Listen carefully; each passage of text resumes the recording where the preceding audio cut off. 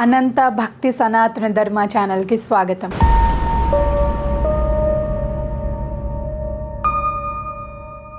ఓం శ్రీ గణేశాయ నమః.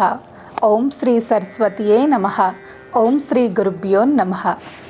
శ్రీ గణేశ పురాణంలోని దక్ష స్తుతి అని 20వ అధ్యాయము. బ్రహ్మ ఇలా చెప్పసాగాడు: ఓ వ్యాసమునీంద్ర, అలా సకల వైకల్యాలతోనూ జన్మించిన కుమారుడికి జాతకర్మను నిర్వర్తించి జ్యోతిషవేత్తలను వేదాంగ పారంగతులైన సద్బ్రాహ్మణులను రావించి వారిని యథావిధిగా పూజించి తగు విధములైన అమూల్య రత్న రాసులతోనూ ధనధాన్యాధికములతోనూ సత్కరించాడు. భీముడనే ఆ మహారాజు వేద విధులైన వారి అనుమతితో తన కుమారుడికి దక్షుడు అన్న నామకరణం వైభవోపేతంగా చేశాడు. ఆ తరువాత తన కుమారుడి యొక్క రోగ నివృత్తి నిమిత్తమై జప మంత్ర ప్రయోగాలను, ఓషధి హోమాలను, ఔషధ సేవను చేయించి బాధ నివారణకై తానే స్వయంగా 12 సంవత్సరాలు దీక్ష వహించి కఠినమైన తపస్సు ఆచరించాడు. అయినా ఏమాత్రం ప్రయోజనం లేకపోవటంతో విరక్తి చెందాడు. చివరికి అతనికి భార్యాపుత్రులపైన ఎనలేని క్రోధం కలిగింది. భార్యాబిడ్డలను తన భవనం నుంచి మీ ముఖం నాకు చూపించకండి అంటూ వెళ్ళగొట్టాడు. అలా భర్త చేత తిరస్కరించబడిన కమల అన్న ఆ రాజపత్ని వేరే గత్యంతరం లేక తన కుమారునితో కలిసి అరణ్యాలకు వెళ్ళిపోవటానికి ప్రయాణమైంది. తన కుమారుణ్ణి వీపుకు కట్టుకొని ఎంతో దుఃఖపడుతూ వెంట తీసుకుని వెళ్ళసాగింది. ఆకలి దప్పులకు కృషించి ఒక గ్రామాన్నించి మరో గ్రామానికి భిక్షిస్తూ పోసాగింది. మార్గమధ్యంలో ఆమె వద్దనున్న విలువైన ఆభరణాలను, చీనాంబరములను దొంగలు అపహరించారు. ప్రతి గ్రామంలోనూ తన కుమారుణ్ణి ఒక ఆలయంలో ఉంచి తాను మటుకు భిక్ష చేసి తీసుకువచ్చేది. ఒక్కోసారి కుమారుణ్ణి కూడా తన వెంటే భిక్షకు తీసుకెళ్లేది. ఇలా తన కుమారునితో భిక్షాటనం కోసం తిరుగుతుండగా ఒకనాడు ఒకానొక గ్రామంలో ఒక గజానన భక్తుడైన స్తోత్రియ బ్రాహ్మణుడు తటస్థపడతాడు. అతి పవిత్రుడు, భగవత్ అనుగ్రహాన్ని పూర్తిగా సిద్ధించుకున్న ఆ బ్రాహ్మణోత్తముని మీద నుంచి వీచిన గాలి సోకగానే ఆ రాజపత్ని వెంటనున్న దక్షుడికి కన్నులకు దృష్టి, చెవులకు శబ్ద గ్రాహకత్వము కలిగి మాట కూడా వచ్చింది. అతని శరీరానికి సైతం స్వస్థత కలిగి దివ్య సుందరమైన దేహం కలవాడయ్యాడు. అలా స్వస్థుడైన తన కుమారుడు మృదు మధురంగా మాట్లాడనారంభించటం చూసిన ఆమె సంతోషానికి మేరలేకపోయింది. ఎంతగానో ఎదురు చూసిన శుభగడియ అలా ఎదురు రావటం ఆమెకు ఊహించని వరమే అయ్యింది. మణిమంత్రేషదాల వల్ల, జపహోమాదికాల వల్ల సిద్ధించని ఆరోగ్యం కేవలం ఈ బ్రాహ్మణుని శరీరంపై నుంచి వీచిన గాలి మృషించటం వల్లనే సిద్ధించింది కదా. ఇటు తీవ్ర దుష్కర్మను నశింపచేసిన ఈ మహనీయుని మహత్తును నేనేమని పొగడగలను అనుకుంటూ తన తనయుడిని అక్కున చేర్చుకుని తనివి తీరా ముద్దాడి ఎంతో ఆనందభరితురాలయ్యింది. ఆ మర్నాడు రోజులాగానే భిక్షాటనకని వెళ్ళిన కమల అన్న ఆ రాజపత్నికి ఎంతో సాదరమైన ఆహ్వానంతో పాటు షడ్రసోపేతమైన విందు భోజనం కూడా ఒకరింట లభించింది. అది మొదలు ప్రతిరోజు అలాగే నానా రకములైన పిండి వంటలతో ఆ తల్లి కొడుకులకు ఆ ఊరిలో వారు ఆదరణ పూర్వకంగా ఆహారము ఇచ్చేవారు. ఇలా కొన్నాళ్ళు గడిచాక ఒక పురజనుడు దక్షుడి యొక్క పుట్టు పూర్వోత్తరాల గురించి ప్రశ్నించాడు. ఆ బాలకుడు ఇంటికి వచ్చి తన తల్లిని అడిగి తన తండ్రి, నగరము మొదలైన వివరాలన్నీ తెలుసుకుని వెళ్ళి తిరిగి పురజనులతో ఇలా అన్నాడు: కర్ణాటక దేశంలోని భానునగరానికి రాజైన వల్లభుడనేవాడు నాకు తండ్రి. క్షత్రియులము మేము. మహాబల పరాక్రమోపేతుడు, కీర్తిమంతుడు కూడా. కమల అనే పేరు గల ఈమె నన్ను కన్న తల్లి. ఇక నా పేరు దక్షుడు. నేను పుట్టుకతోనే మూగ, చెవిటి, అంధత్వం మొదలైన వికారాలతో జన్మించాను. ఇక నా ఈ శరీరం యావత్తు వ్రణాల తాలూకు రసివోడుతూ చీము నెత్తుర్లు కారుతూ దుర్గంధపూరితంగా ఉండేది.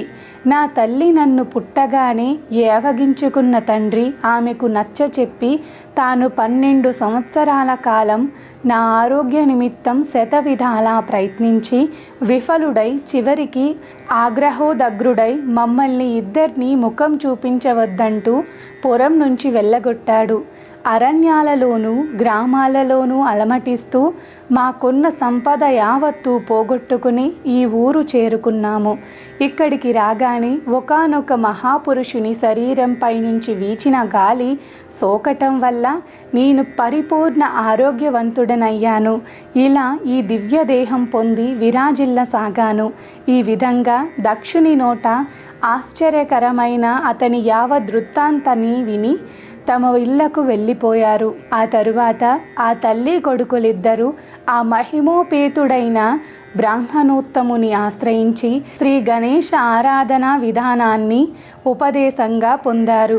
అత్యంత శ్రద్ధాభక్తులతో వారిద్దరూ నిరాహారులై గణేశ అష్టాకరి మంత్రాన్ని తదేక దీక్షతో అనుష్ఠించారు. శరీరం శల్యావశిష్టమైన ఏమాత్రం సంశయనం లేకుండా పాదన కాంగుష్టమై జపించిన వారి భక్తికి సంతుష్టుడైన గజాననుడు అనుగ్రహించి వారికి సాక్షాత్కరించాడు. కమలాదక్షులకు గజాననుడు సాక్షాత్కరించుట. ఆ గజాననుని మూర్తి దివ్యమంగళ స్వరూపమై పెద్ద శరీరముతోనూ ఏనుగు ముఖాన్ని ధరించి కోటి సూర్యులతో సమానమైన తేజస్సుతో ప్రకాశిస్తూ ఎర్రటి వస్త్రమును దాల్చి ఉన్నాడు.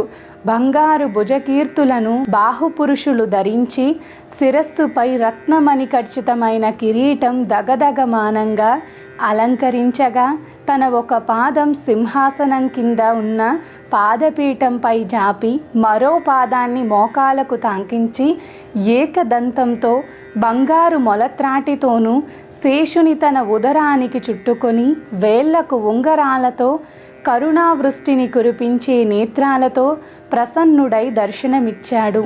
మళ్ళీ అంతలోనే తిరిగి బ్రాహ్మణ రూపంలోనూ ఉనబడ్డాడు.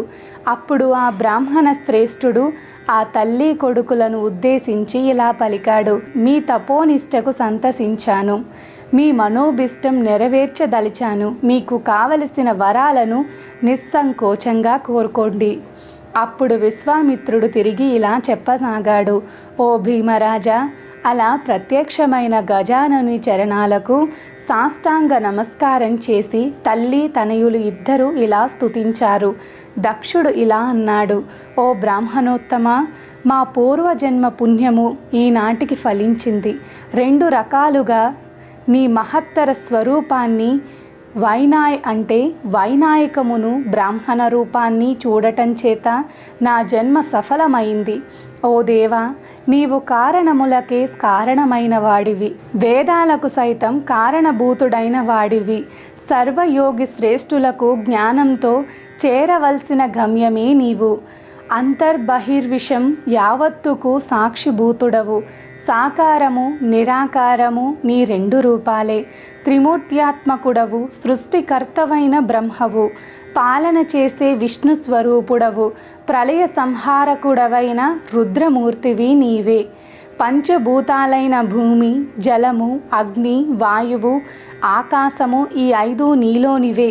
సూర్యచంద్రులు నీ స్వరూపమే. జ్ఞాన విజ్ఞాన సంపన్నుడవు, కాలస్వరూపుడవు. ఇంద్రియాధిష్టాన దేవతలంతా నీ అంశలే. సకల శాస్త్రములు, వేదములు, పురాణములు సారము నీవే. చతుషష్ఠి కళలు నీ రూపమే. సకల లోకాలను నీవు కానిదేదీ లేదు. అన్ని పుణ్యక్షేత్రాలలో తీర్థయాత్ర ఫలమెంతటిదో నీ పాదముల యందు భక్తి చేయటం అటువంటి దివ్య ఫలాన్నిస్తుంది.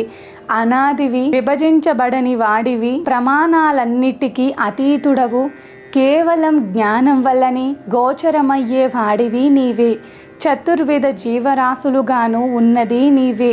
జీవులలో అరిషడ్వర్గాల ద్వారా బద్ధులను చేసేది నీవే. నీ అనుగ్రహానికి ప్రాప్యులైన వారికి ఇక అసాధ్యమేదీ లేదు అంటూ తనను స్తుతించిన ఆ దక్షుడితో వినాయకుడు ఇలా అన్నాడు: ఓ బాలక, నీ స్తుతికి ఎంతో ప్రసన్నుడైనాను.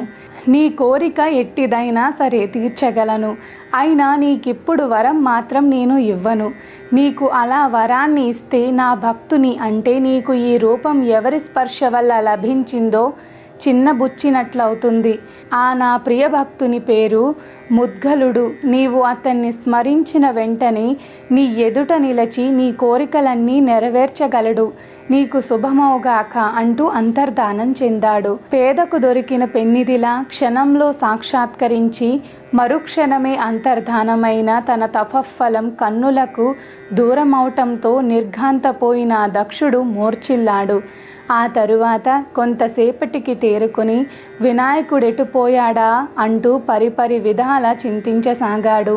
ఇది శ్రీ గణేశ పురాణం ఉపాసనాఖండంలోని దక్షస్తుతి అనే 20వ అధ్యాయం. సర్వే జనా సుఖినో భవంతు, లోకా సమస్తా సుఖినో భవంతు. గోవులను సేవించండి, గోవులను రక్షించండి. ప్రకృతిని కాపాడటం మన ధర్మం. ప్రకృతిని కాపాడండి, ఒక్క మొక్క అయినా నాటండి. మనంతా భక్తి సనాతన ధర్మ ఛానల్ని తప్పకుండా సబ్స్క్రైబ్ చేసుకోండి. మీ ఫ్రెండ్స్ అండ్ ఫ్యామిలీ మెంబర్స్కి వీడియోని తప్పకుండా షేర్ చేయండి. నమస్కారం.